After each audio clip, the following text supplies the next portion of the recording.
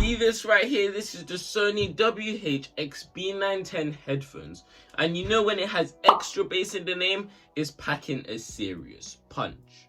Just some key features you need to know about this product before you make your purchase is the fact that it has a battery life of 30 hours, which is absolutely amazing for a device that costs £140. Also has the added feature of fast charging with the USB-C cable that it charges with, which gives you 10 minutes of charge and gives you back 4.5 hours, which is absolutely crazy. The other specs of this device is that it has 360 audio, has an app that comes along with it, as well as the fact that it comes in a protective carrying case that unfortunately I have lost. You stupid! Although these headphones are priced just a little bit over £100, they are still classed in the budget region, and I would recommend these headphones if you're looking for budget headphones. This is because it's super hard to find headphones that are extremely comfortable, have extremely soft padding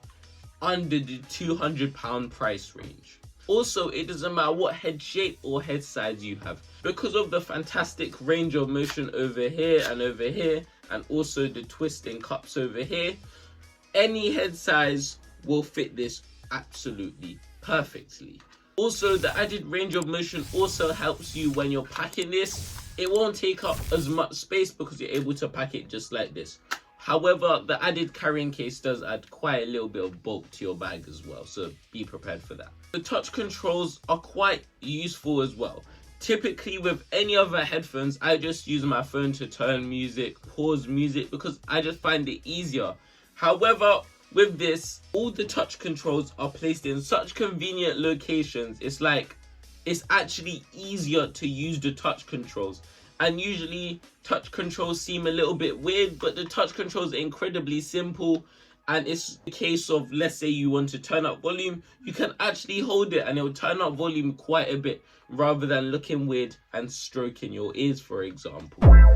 The main feature that I actually use is actually the covering ear feature. The covering ear feature lowers the music automatically and allows me to hear my surroundings. I typically use this when I'm talking to a friend and they just don't stop yapping and I just gotta keep on pressing it. It did take quite a lot of getting used to, because usually if someone's talking, I just do one ear like this.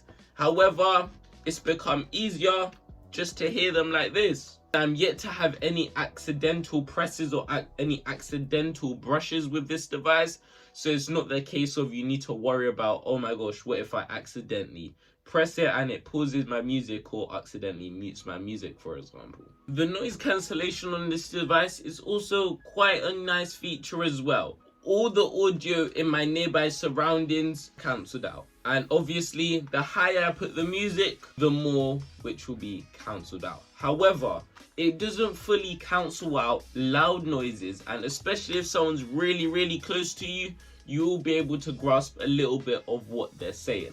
And I kind of like this feature. I'm not too sure if this is a feature or fault of the noise cancellation, but I really like it. This is because it's more of a safety feature. I like listening to music in all surroundings, and let's say a loud bang happens, I kind of would like to hear it. And let's say with some slightly more expensive headphones like the WH-M5s, for example, you won't be able to hear massive bangs depending on the music you're listening to. However, with this, you are able to hear that. And also, let's say someone's super close to you and they're talking, you'll be able to kind of realize that they're talking to you. You'll be able to tell just by looking at them, for example. But I would say that you do get to hear a bit of that, and it's another safety feature. Let's say something's going on behind you. It's just nice to know your surroundings and what's going on. However, there are some problems to this device. The first one is the build quality. Although it's really comfortable when you use them, it's definitely not going to be a very durable product. And this is because the whole build's entirely made out of plastic. The plastic feels kind of hollow and kind of just really cheap. It doesn't feel like I've spent over £100 on this product. It doesn't have any metal of the sort, even in the joints. So over time, it might start getting clicky.